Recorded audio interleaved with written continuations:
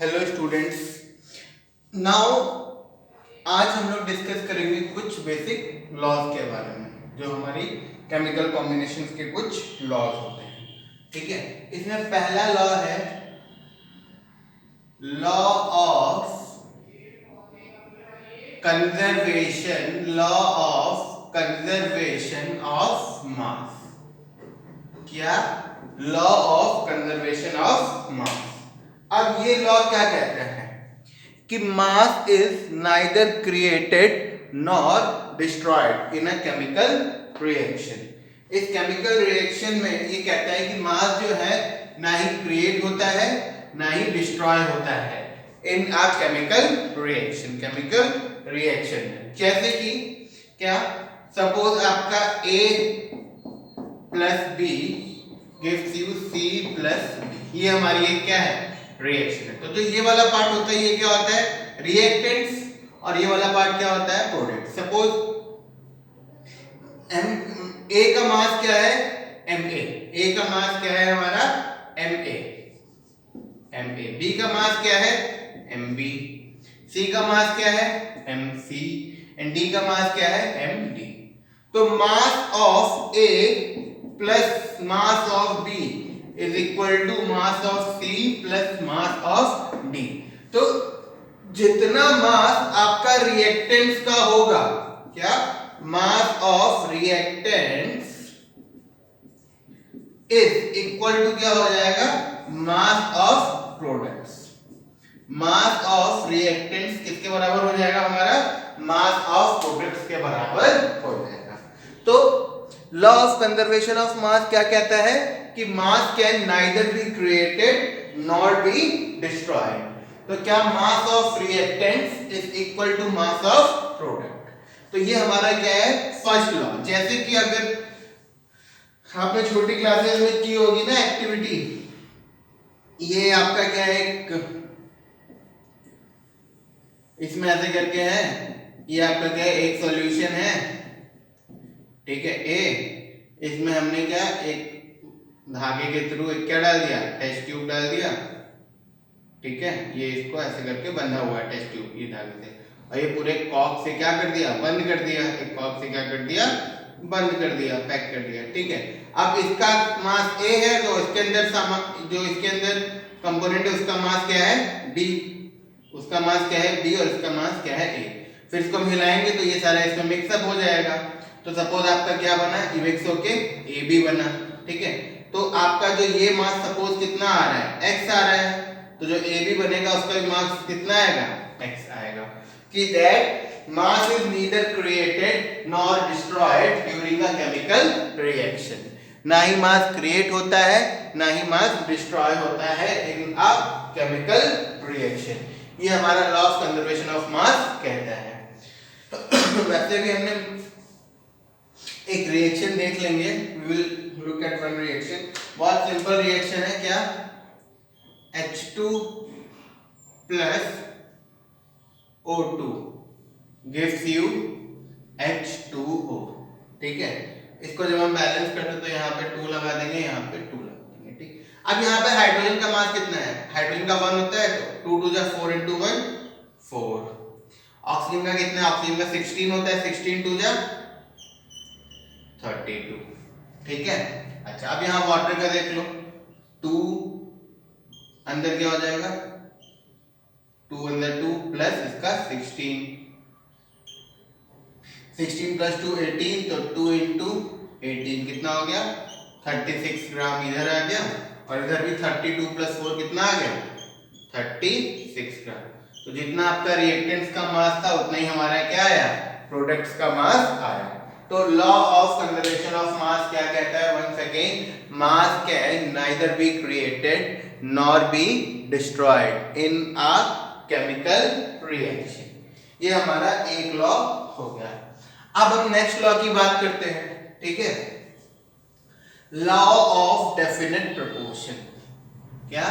Law of definite proportion. ठीक है, तो जब हम लॉ ऑफ डेफिनेट प्रोपोर्शन की बात करते हैं, ठीक है, तो ये लॉ हमारा क्या कहता है? लेट अस सी। क्या?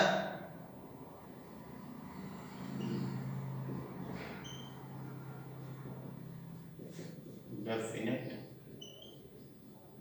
प्रोपोर्शन, ठीक है, लॉ ऑफ डेफिनेट प्रोपोर्शन।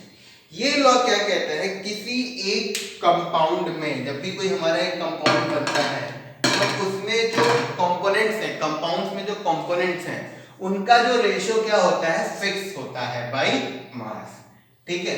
तो या फिर आप प्योर सब्सटेंस,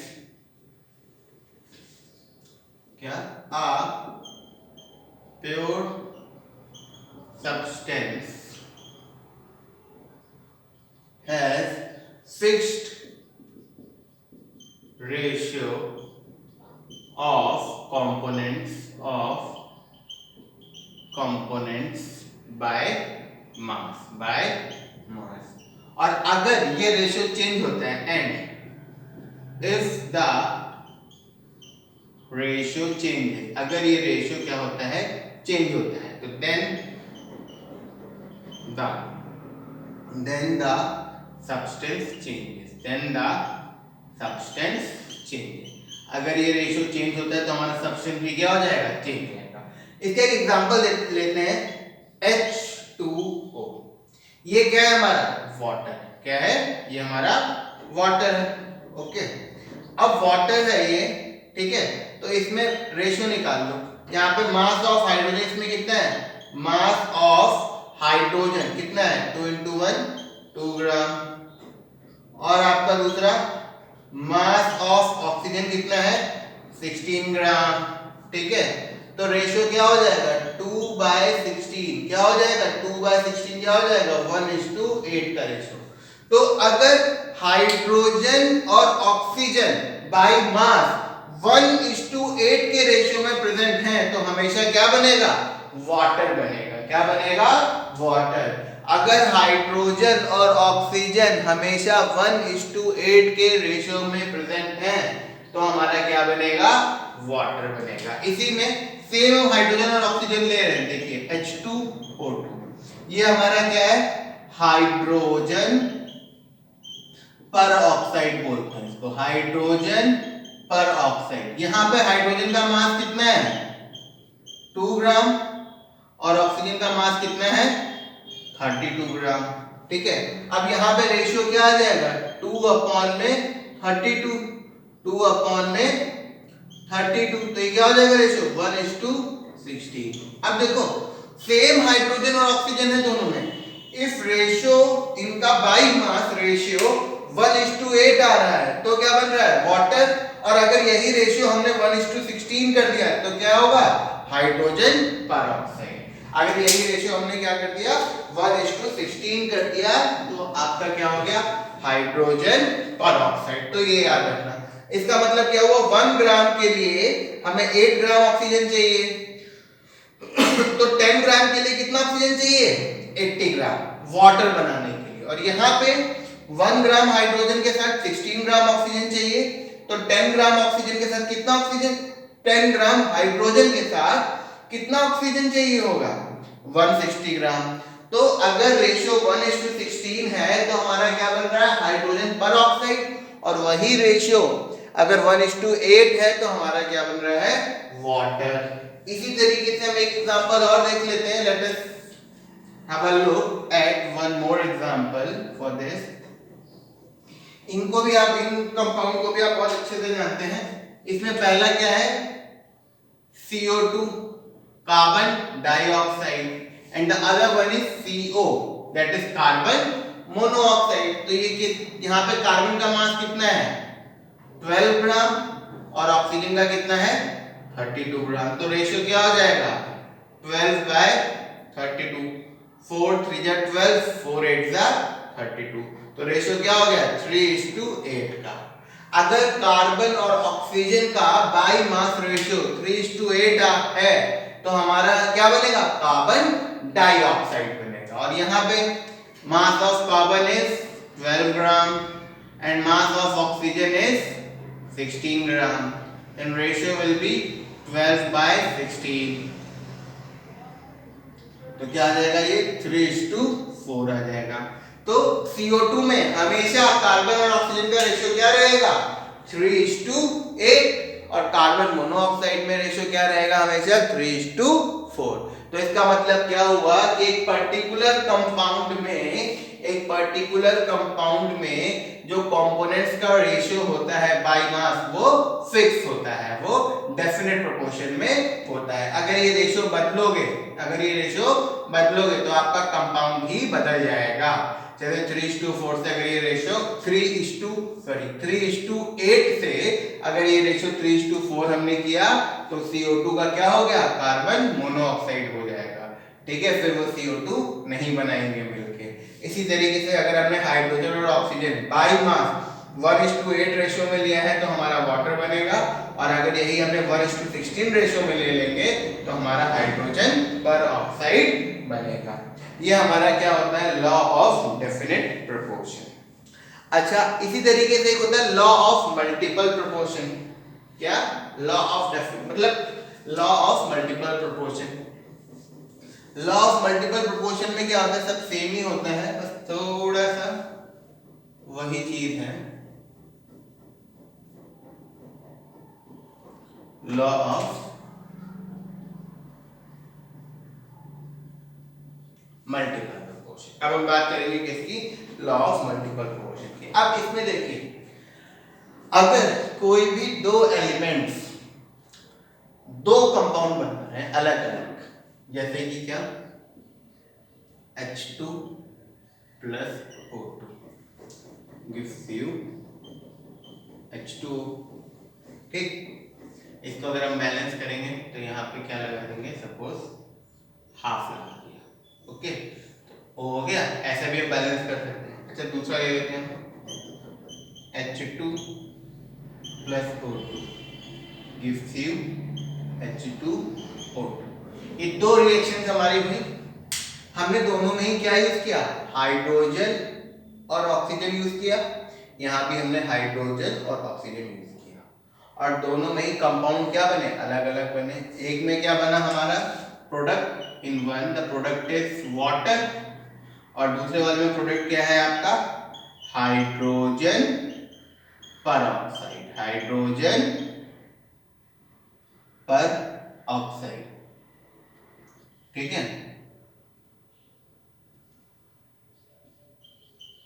पर ऑक्साइड, हाइड्रोजन पर ऑक्साइड आपका एक बना। ठीक, अब देखिए, जब हमने दो प्रोडक्ट बनाए सेम रिएक्टेंट से, कैसे बनाए, यहाँ पे हमने हाइड्रोजन कितना लिया है, 2 ग्राम, यहाँ पे हाइड्रोजन क्या लिया है, 2 ग्राम, यहाँ पे ऑक्सीजन कितना है, 16 ग्राम, क्योंकि 32/2 16 ग्राम, और यहाँ हमने ऑक्सीजन क्या लिया है, 32 ग्राम। ठीक है, तो अब the law of multiple proportion क्या बोलता है, when same reactants give two different products by changing the mass of any one reactant, देखो दो रिएक्टेंट्स हैं, दोनों अलग अलग प्रोडक्ट दे रहे हैं, रिएक्टेंट दोनों सेम है, H2O2 यहाँ भी, H2O2 यहाँ भी, और प्रोडक्ट डिफरेंट कैसे आ रहा है, दोनों में से किसी एक का मास बदल रहे हैं। यहाँ पे कितना लिया हमने, 16 ग्राम लिया, और यहाँ कितना लिया, 30 ग्राम लिया। तो ये लॉ ये कहता है, when two reactants give different products by changing the mass of या amount of one reactant, तो the ratio of mass will be in whole number ratio। मतलब कि किसका रेशियो ऑफ मास, इन जो रिएक्टेंट का आपने चेंज किया है। ठीक है, देखो ऑक्सीजन यहाँ पे कितना लिया था, 16, यहाँ पे कितना लिया था, 32, तो दोनों में ऑक्सीजन का ले लो 16/32, तो क्या रेशियो आएगा, 1:2, होल नंबर में आया, होल नंबर रेशियो आपका आएगा, दैट इज 1:2। आपने यहाँ 16 ग्राम लिया था और यहाँ 32 ग्राम लिया था। देखो H2 और O2 आपको एक बार H2O दे रहे हैं, वही H2 और O2 आपको एक बार H2O2 दे रहे हैं। अब ये दोनों में आपका प्रोडक्ट बदल रहा है, कैसे बदल रहा है, ऑक्सीजन का मास चेंज करके बदल के हमने प्रोडक्ट बदल दिया। अब क्योंकि हमने ऑक्सीजन का मास चेंज किया है, तो दोनों ही रिएक्शन में जो ऑक्सीजन का मास लिया है उसका जो रेशियो आना चाहिए वो होल नंबर में आना चाहिए। ये आपका क्या कहता है, लॉ ऑफ मल्टीपल प्रोपोर्शन। अच्छा, इसी रिएक्शन को अगर हम दूसरी तरीके से बैलेंस कर लें, ये तो एक तरीका हो गया, ठीक। इसी रिएक्शन को हम दूसरी तरीके से बैलेंस कर लें। सपोज यहाँ पे आपका H2O2 गिव्स यू H2O, यहाँ पे हम क्या लगा देते हैं, 2 लगा देते हैं, तो यहाँ पे भी क्या हो जाता है, 2 हो जाता है, ठीक। अब यहाँ पे हाइड्रोजन कितना है, 4 ग्राम, यहाँ पे हाइड्रोजन कितना है, 2 ग्राम, यहाँ पे ऑक्सीजन कितना है, 32, यहाँ पे ऑक्सीजन कितना है, 32। अब फिर से हमने प्रोडक्ट चेंज किया, कैसे, अब हमने हाइड्रोजन का मास चेंज करके कर दिया, है ना। पहले हमने ऑक्सीजन का मास बैलेंसिंग इस हिसाब से की थी कि ऑक्सीजन का मास चेंज हो रहा था। अब देखो ऑक्सीजन का मास दोनों में ही सेम है, बट हाइड्रोजन का मास यहाँ कितना है, 4 ग्राम, यहाँ कितना है, 2 ग्राम। तो ये रेशियो भी होल नंबर में आना चाहिए। देखो 4 और 2, तो 4/2 क्या आया, 2:1। देखो होल नंबर रेशियो कब होता है, जब किसी भी एक तरफ रेशियो में 1 आ जाए, चाहे डिनोमिनेटर में आ जाए चाहे न्यूमरेटर में आ जाए, तो वो होल नंबर रेशियो होता है। अब आप बोलो 3:2 होल नंबर रेशियो है ना, जो कि इसका क्या आएगा, 1.55 है, तो ये होल नंबर रेशियो में नहीं काउंट करेंगे हम, ठीक है। तो यहाँ क्या आ गया, 2:1 और 1:2। आपने एक बात और नोटिस की होगी, जब हम ऑक्सीजन का अगर मास चेंज कर रहे थे तो 1:2 रेशियो आ रहा था, तो अब दूसरे रिएक्टेंट का चेंज किया तो जो रेशियो गया इसका क्या हो गया, रेसिप्रोकल हो गया, ठीक है। अगर एक कंपोनेंट का मास चेंज करने पे आपका रेशियो 1:x आ रहा है, तो दूसरे कंपोनेंट का मास चेंज करने पे आपका रेशियो क्या आएगा, x:1, ठीक है। तो this is law of multiple proportion. It states that when two reactants give two different products by changing the mass of any one reactant, then the ratio of mass of that reactant will be in whole number, ठीक है। ये हमारा क्या हो गया, law of multiple proportion, ठीक है। अच्छा, अब इसी तरीके से आपका एक लॉ होता है एवोगाड्रोस लॉ, ठीक है। वो लॉ अभी हम लोग डिस्कस करेंगे, बट उससे पहले हम लोग कुछ चीजें देख लेते हैं, ठीक है। वो क्या चीजें देख लेते हैं, कुछ जैसे कि हम देख लेते हैं एटॉमिक नंबर क्या होता है, atomic mass, molecular mass, molar mass, mole concept, ये सारी चीजें हम देख लेते हैं, ठीक है। अब देखो सबसे पहले टर्म आता है एटॉमिक मास। क्या आता है,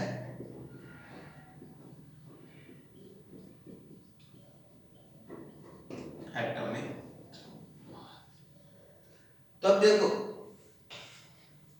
अब अगर बहुत नॉर्मल, अगर हम नाम से डेफिनेशन पकड़े तो क्या आएगी, मास of one atom of any element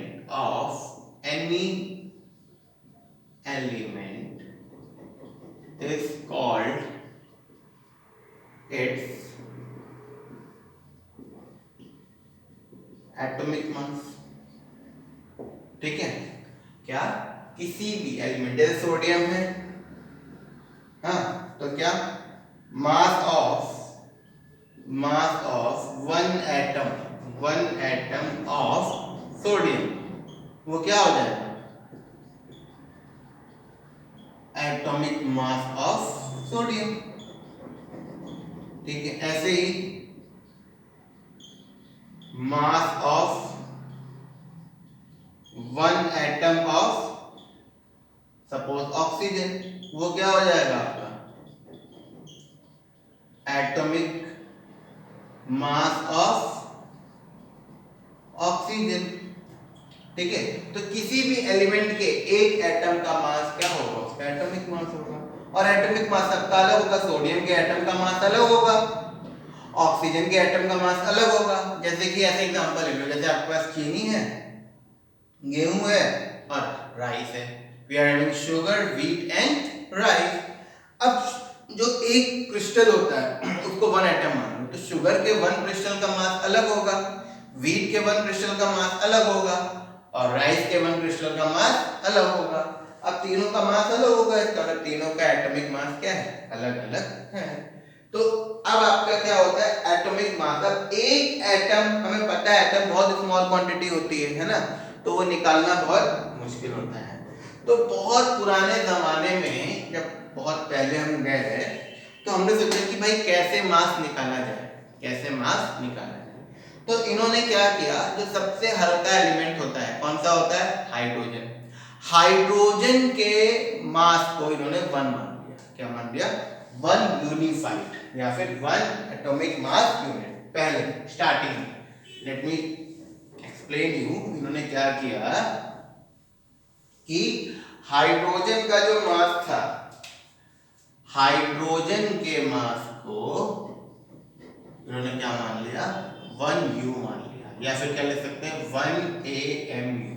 U का मतलब क्या होता है, यूनिफाइड एटॉमिक मास की यूनिट होती है, और AMU क्या होता है आपका 1 एटॉमिक मास यूनिट। इन्होंने ये मान लिया, हाइड्रोजन का 1 मान लिया। अब इन्होंने ऐसे हाइड्रोजन का 1 है, फिर दूसरे एलिमेंट्स को इन्होंने मेजर किया। तो अगर किसी का हाइड्रोजन का 4 टाइम्स आ रहा है तो उसका मास क्या हो गया, 4U। किसी का हाइड्रोजन का 12 टाइम्स आ रहा है तो उसका क्या हो गया, मास 12U। कोई हाइड्रोजन के 50 टाइम्स आ रहा है तो उसका मास क्या हो गया, 50U। तो हाइड्रोजन का इन्होंने 1 मान लिया और बाकी एलिमेंट्स इस हिसाब से इन्होंने निकालना शुरू किए, बट ये ज्यादा सक्सेसफुल नहीं हुआ क्योंकि हाइड्रोजन उतना वर्सेटाइल नहीं है। फिर इन्होंने ऑक्सीजन के बारे में सोचा, वो भी उतना नहीं चला। तो एट द लास्ट सबसे ज्यादा वर्सेटाइल एलिमेंट हमारा कौन सा है, carbon.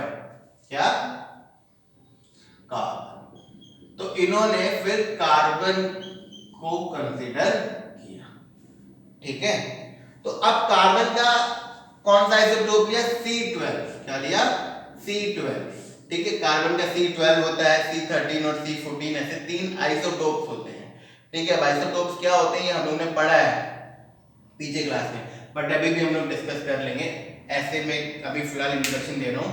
Isotopes when same element has more 2 or more atomic masses is called isotopes, या फिर when element having same number of protons but different number of neutrons, या फिर सबसे जो आपको समझ में आएगी अभी क्लास 10th वाली जो हमारी डेफिनेशन होते हैं, isotopes are those where atomic number is same but mass number is different। जैसे कि C12 है और C14 है, तो इसका एटॉमिक नंबर कितना है, 6, इसका भी एटॉमिक नंबर कितना है, 6, लेकिन इसका मास कितना है, 12, और इसका मास इस वाले का कितना है, 14। तो ये कार्बन के क्या हो गए, 2 आइसोटोप्स हो गए, जिसमें एक का मास 12 है और दूसरे का मास 14 है। देखो जो हमारा एटॉमिक नंबर होता है ना, वो रोल नंबर की तरह होता है। ये अभी हम लोग नेक्स्ट चैप्टर में देखेंगे कि अगर एटॉमिक नंबर बदल गया, अगर हम इसका एटॉमिक नंबर 6 से 7 कर दें तो ये सीधे कार्बन से क्या हो जाएगा, नाइट्रोजन हो जाएगा। अगर हम इसका एटॉमिक नंबर 8 कर दें तो ये क्या हो जाएगा, ऑक्सीजन हो जाएगा, ठीक है। तो खैर एटॉमिक नंबर हम बाद में डिस्कस करेंगे वो सारी चीजें, अभी फिलहाल हम इसी पे कंसंट्रेट करते हैं, C12, ठीक है। तो अब C12 इसका मास कितना था, क्या देखो, mass of 1 atom of C12 कितना था आपका, 12U, ठीक है। तो अब 1 एटॉमिक मास यूनिट क्या हो जाएगा, C12 का 1/12, है ना, C12 का 1/12। तो इसका मतलब क्या हुआ, 1 AMU is defined as 1/12 of the mass of 1/12 of the mass of 1 atom of C12। क्या 1 AMU किसके बराबर है आपका, मास ऑफ 1/12 ऑफ C12, ठीक है, वो आपका क्या होता है 1 AMU, ठीक। तो अब मास ऑफ, इसके हिसाब से फिर उन्होंने निकाल लिया मास ऑफ हाइड्रोजन कितना होता है, 1 AMU, या फिर इसको लिख सकते हैं 1 यूनिफाइड, या फिर इसको हम क्या लिख सकते हैं 1 यूनिफाइड। ऐसे ही मास ऑफ कार्बन क्या हो गया आपका इस वाले का 12 AMU या फिर 12 यूनिफाइड। यू मतलब यूनिफाइड, यूनिफाइड ये भी यूनिट है मास की और बहुत छोटी यूनिट है, ठीक है। तो ये हमारा इस तरीके से हमने मास निकाल लिया, ठीक है। तो ये हमारा क्या हो गया एटॉमिक मास हो गया, क्या हो गया एटॉमिक मास हो गया। एटॉमिक मास 1 AMU क्या होता है आपका 1/12 of the mass of 1 atom of C12। और 1 AMU अगर कोई पूछे 1 AMU किसका मास है हाइड्रोजन का मास है।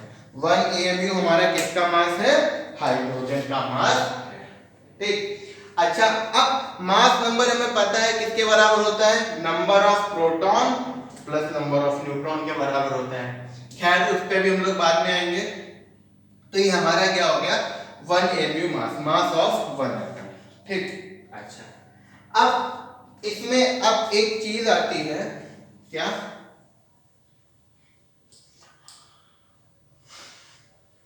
एटम जो है वो बहुत छोटे होते हैं, ठीक।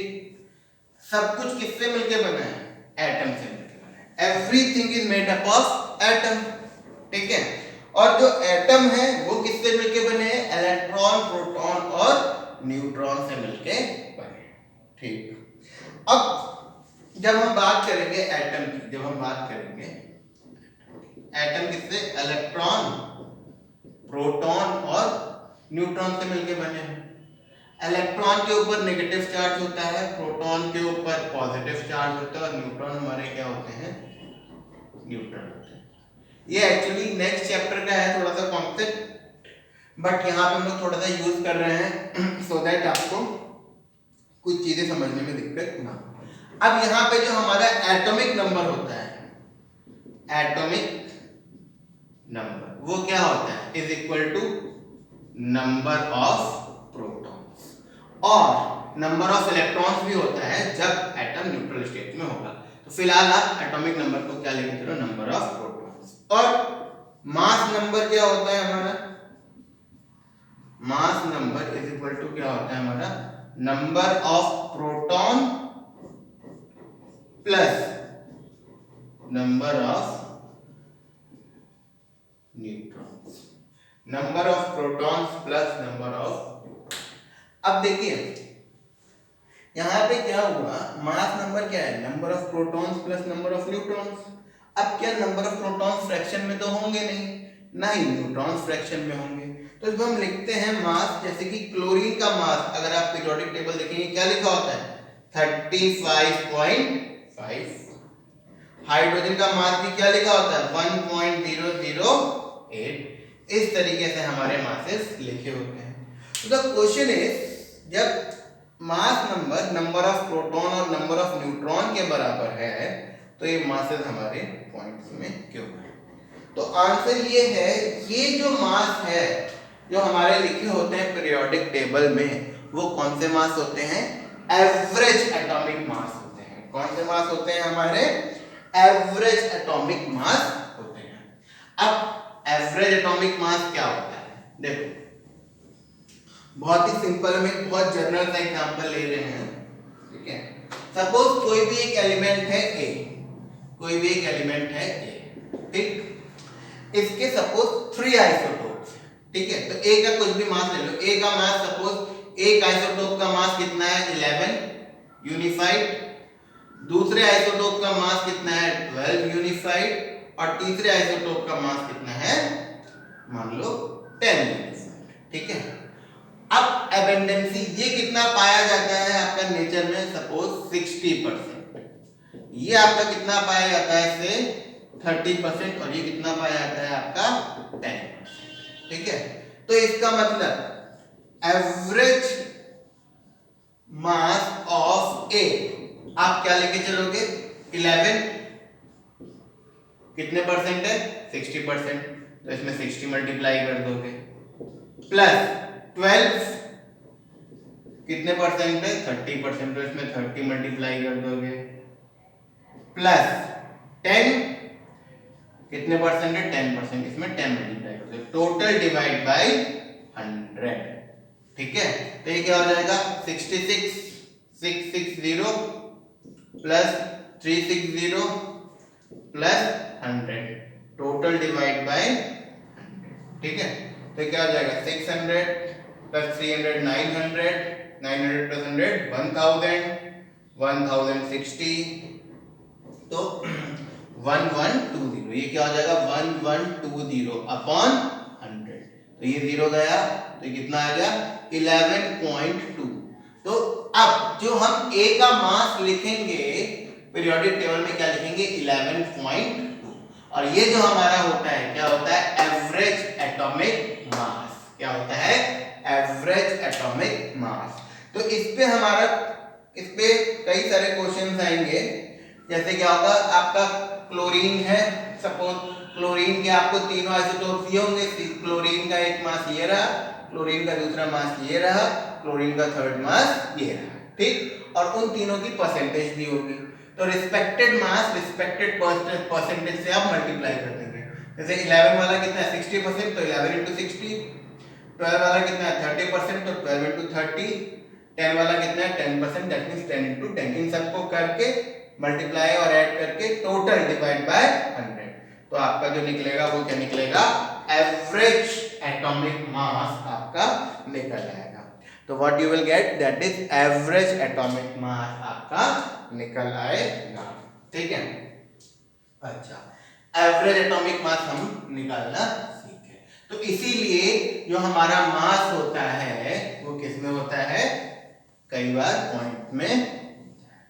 ठीक, अच्छा, अब हम बात करेंगे किसकी, मॉलिक्यूलर मास की। तो देखो मॉलिक्यूल कैसे बनता है, मॉलिक्यूल कैसे बनता है, तो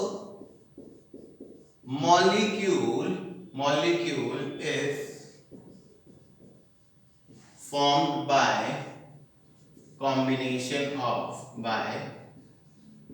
combination of atoms। ठीक है, जब दो या दो से ज्यादा एटम कंबाइन होते हैं तो हमारा क्या बनता है मॉलिक्यूल बनता है। ठीक है, हमारा क्या बनता है मॉलिक्यूल बनता है, जब दो या दो से ज्यादा एटम आपस में कंबाइन करते हैं तो हमारा क्या बनता है मॉलिक्यूल बनता है। अब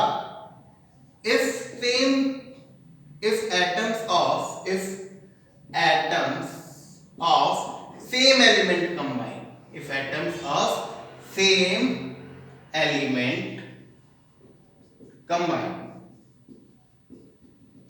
तो वो क्या होता है आपका मॉलिक्यूल ऑफ एलिमेंट होता है। And if atoms of different atom combine,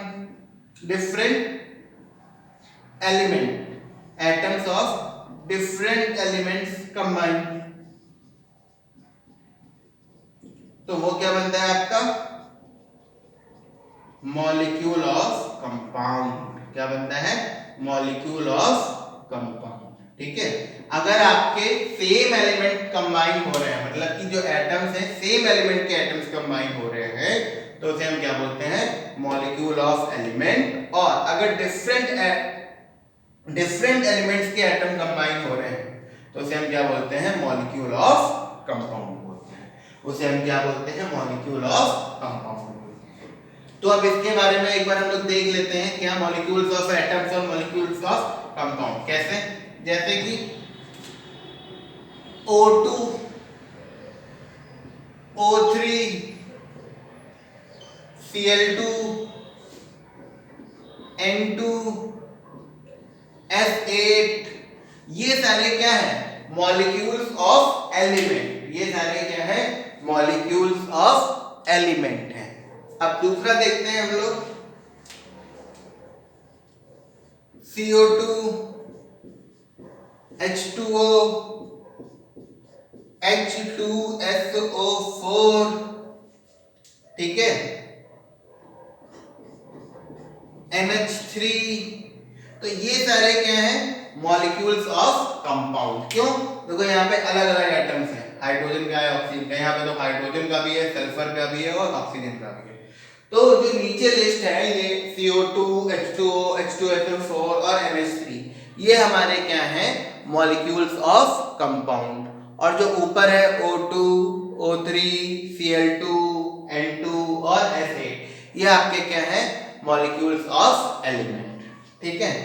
अब इन मॉलिक्यूल्स का, ये एक मॉलिक्यूल ऑफ CO2 है, ये एक मॉलिक्यूल ऑफ H2। अब कई बार क्वेश्चन आता है इसमें टोटल नंबर ऑफ एटम्स कितने हैं? क्या वन मॉलिक्यूल ऑफ H2SO4 में टोटल नंबर ऑफ एटम्स कितने हैं? तो इसमें दो एटम किसके हैं? हाइड्रोजन के। दो एटम किसके हैं? हाइड्रोजन के। एक एटम किसका है? सल्फर का। और 4 एटम्स किसके हैं? ऑक्सीजन के। तो टोटल नंबर ऑफ एटम्स कितने हो गए? 4 + 1 5 and 2 7 एटम्स हो गए इसके अंदर। टोटल एटम्स कितने हो गए? 7 एटम्स, जिसमें कि 2 हाइड्रोजन के हैं, एक सल्फर का है और 4 ऑक्सीजन के। इसमें कितने एटम्स हो गए? 3, 2 और एक इसका। इसमें कितने हो गए? 3। इसमें कितने हो गए? 4। तो ऐसे कई बार क्वेश्चन आ जाता है हमारा नंबर ऑफ एटम्स निकालने के लिए। ठीक है, तो हम निकाल लेंगे। अच्छा, now we were on to molecular mass. ठीक है, तो अब हम मॉलिक्यूलर, एक मॉलिक्यूल का जो मास होता है वो हमारा क्या होता है? Molecular mass. क्या होता है? Molecular mass. तो हम बात कर लेते हैं, जैसे कि हमसे बोला जाए find molecular mass of H2SO4। ठीक, तो हमें सबके एटॉमिक मास पता है। हाइड्रोजन का कितना है? से 1, सल्फर का कितना है? से 32 और ऑक्सीजन का कितना है? से 4। ठीक, तो अब H2SO4 का निकालना है। कितने एटम है हाइड्रोजन के? 2, तो 2 × 1 प्लस सल्फर का कितने एटम है? 1, तो प्लस 1 × 32। सॉरी, ऑक्सीजन के 4 नहीं 16 होता है, ये एटम लिख देते हैं। हाँ, अब ऑक्सीजन के कितने हैं? 4, तो 4 × 16, तो क्या हो जाएगा? 2 + 32 + 64। ठीक है, तो ये क्या हो जाएगा आपका? 98 यूनिफाइड। क्या हो जाएगा इसका मास? 98 यूनिफाइड। H2SO4 का हमारा मास क्या हो गया? 98 यूनिफाइड हो गया। इसी तरीके से सपोज आपका बोल दे कैल्शियम हाइड्रोक्साइड का, है ना? किसका? कैल्शियम हाइड्रोक्साइड का। तो कैल्शियम हाइड्रोक्साइड क्या होता है आपका? CaOH whole twice. तो अब हमें पता है कैल्शियम का कितना होता है? 40। जनरली हमें ये दिए होंगे। ठीक है, ऑक्सीजन का कितना होता है? 16, हाइड्रोजन का कितना होता है? 1। ठीक है, अब कैल्शियम के कितने एटम्स हैं? एक ही एटम है, तो 1 × 40 प्लस ऑक्सीजन के देखो कितने एटम है? 2 ब्रैकेट में है ना, तो इसमें भी 2 मल्टीप्लाई हो जाएगा, तो प्लस 2 × 16 और हाइड्रोजन के भी 2 हैं, तो प्लस 2 × 1। ठीक है, तो कितना हो जाएगा? 40 + 32 + 2। ठीक है, तो ये क्या हो जाएगा आपका? 74 यूनिफाइड हो जाएगा। ठीक है, तो इस तरीके से हम क्या निकालते हैं? मॉलिक्यूलर मास निकालते हैं। ठीक है, इस तरीके से हम क्या निकालते हैं? मॉलिक्यूलर मास निकालते हैं। ठीक, अच्छा, अब हम देखेंगे मोल कॉन्सेप्ट। देखो, जो मेन चैप्टर जो है यही मोल कॉन्सेप्ट से ही आपका स्टार्ट होता है। ठीक है, तो ये मोल कॉन्सेप्ट बहुत ही ज्यादा इंपॉर्टेंट थिंग है और ये पूरी केमिस्ट्री इसी पे डिपेंड है। ठीक है, मोल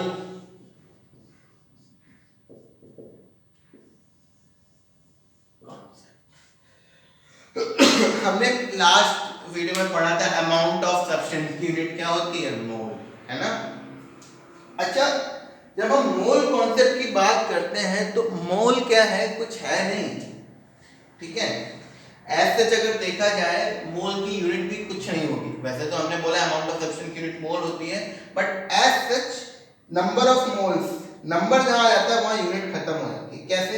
जैसे कि अगर हम बोले, बहुत नॉर्मल सी बात करते हैं, अगर हम बोले डजन, डजन, डजन का मतलब क्या होता है? जैसे हमने बोला डजन, हमारे दिमाग में क्लिक कर जाएगा 12, है ना, हमारे दिमाग में क्लिक कर जाएगा 12। ऐसे ही एक होता है वर्ड धड़ी, धड़ी।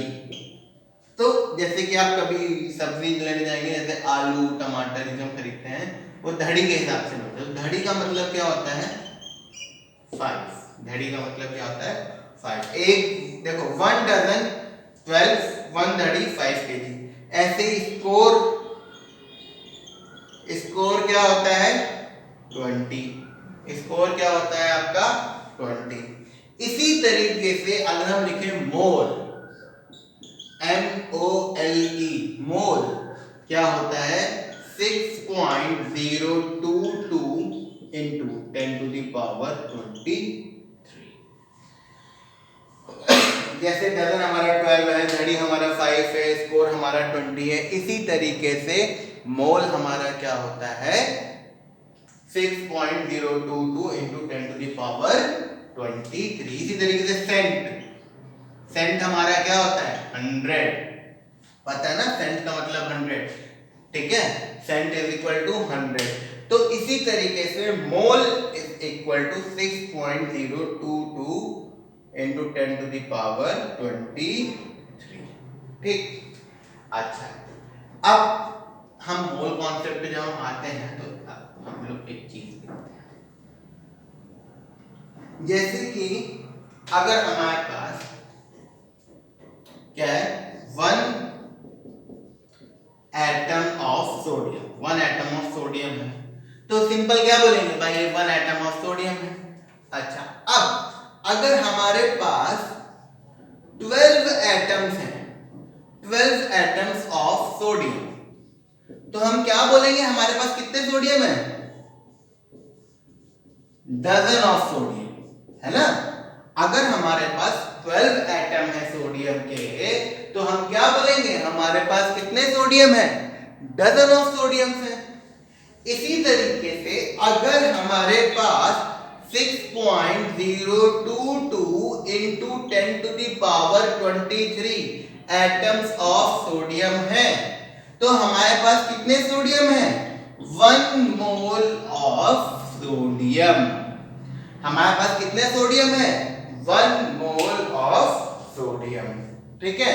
तो जैसे डजन के लिए हमारा 12 है, ऐसे ही मोल के लिए हमारा 6.022 into 10 to the power 23 है। तो अगर किसी भी सब्सटेंस के, देखो पहले हम डजन समझेंगे, देन हम मोल समझेंगे। किसी भी सब्सटेंस के 12 एटम्स या फिर 12 मॉलिक्यूल्स या उस चीज की 12 एंटिटीज हैं, 12 एंटिटीज हैं, ठीक, तो उसे हम क्या बोलेंगे? डजन। और किसी भी सब्सटेंस की अगर इतनी एंटिटीज हैं, that is 6.022 into 10 to the power 23 entities हैं, तो उसे हम क्या बोलेंगे? मोल बोलेंगे। देखो पहले ना हम I will be taking very basic example, जिसमें कि आपको बिल्कुल भी कंफ्यूजन ना हो। देखो जैसे कि एक मील लगा रहे हैं, मतलब कि एक टाइम के अगर हम मील लगाते हैं तो एक प्लेट हमने लगाई खाने की, 1 प्लेट, ठीक है। उसमें हमने क्या क्या लिया? एक प्लेट खाने में 1 बाउल ऑफ वेजिटेबल ली, सब्जी, ठीक है। 2 बाउल्स हमने क्या लिए? राइस लिए। और 4 हमने क्या ली? चपाती ली। 4 हमने क्या ली? चपाती ली। सपोज ये हमारी एक मील तैयार हो गई, ओके। अब ध्यान देना, तो अगर हमारे पास ये 1 मील है, या फिर प्लेट बोल लो, 1 मील खाने की ये है, ठीक है। अब हमारे पास अगर 12 मील्स हैं, कितनी मील्स हैं? सॉरी 1 डजन मील्स हैं, 1 डजन मील्स, ठीक है। 1 डजन हमने खाने की प्लेट लगाई, ठीक। तो इसका मतलब हमने खाने की कितनी प्लेट लगाई? 12 प्लेट्स हमने खाने की लगाई, ठीक है। अगर हमने 1 डजन खाने की प्लेट लगाई तो हमने 12 प्लेट खाने की लगाई। ये बात तो समझ में आ गई होगी, 1 डजन प्लेट खाने की लगाई मतलब हमने कितनी प्लेट लगाई, 12 प्लेट हमने खाने की लगाई। अच्छा, अब देखो इसको मॉलिक्यूल, प्लेट को मॉलिक्यूल समझना माइंड में, ठीक है। अब एक प्लेट में सब्जी कितनी है, 1 बाउल, ठीक। तो अब 12 प्लेट में कितनी सब्जी होंगी, 12 बाउल। एक प्लेट में राइस कितने हैं, 2 बाउल्स, तो 12 प्लेट में राइस कितने होंगे, एक प्लेट में 2, तो 12 प्लेट में 2 इंटू 12, 24 बाउल्स, ठीक। एक प्लेट में चपाती कितनी है, 4, तो 12 प्लेट में कितनी चपाती होंगी, 48 चपातीज होंगी। 12 प्लेट में कितनी चपातीज होंगी, 48 चपातीज होंगी, ठीक। अब इसी को थोड़ा सा हम चेंज करते हैं, ये अभी एज इट इज रहेंगे, ठीक है। मोल कॉन्सेप्ट चल रहा है हमारा। अब हम लेते हैं ये जो प्लेट या मील है, इसको हम लेते हैं 1 मॉलिक्यूल ऑफ H2SO4। एक मॉलिक्यूल हमने क्या लिया, H2SO4 का एक मॉलिक्यूल लिया, ठीक। अब इसमें हाइड्रोजन कितना है, 2 हमारे हाइड्रोजन है, 1 हमारा सल्फर है और 4 हमारे ऑक्सीजन है, ठीक है। 2 हमारे हाइड्रोजन है, 1 हमारा सल्फर है और 4 हमारे ऑक्सीजन है, एक मॉलिक्यूल ऑफ H2SO4 में, ठीक। अब इसी की जगह अगर हम लिख देते 1 mole of H2SO4, now what I have written is 1 mole of H2SO4।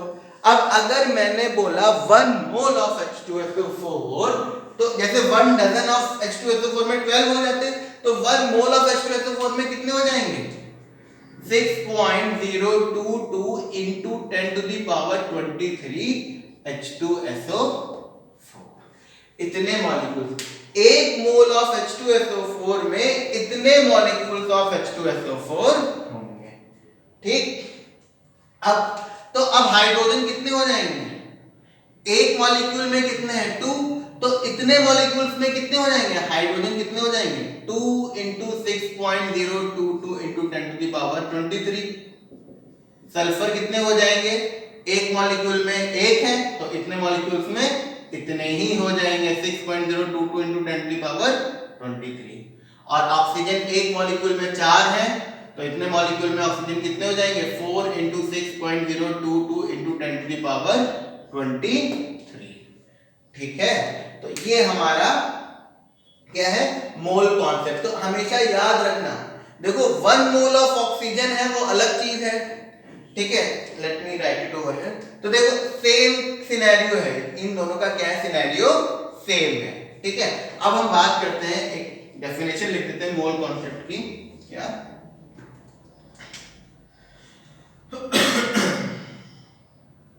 क्या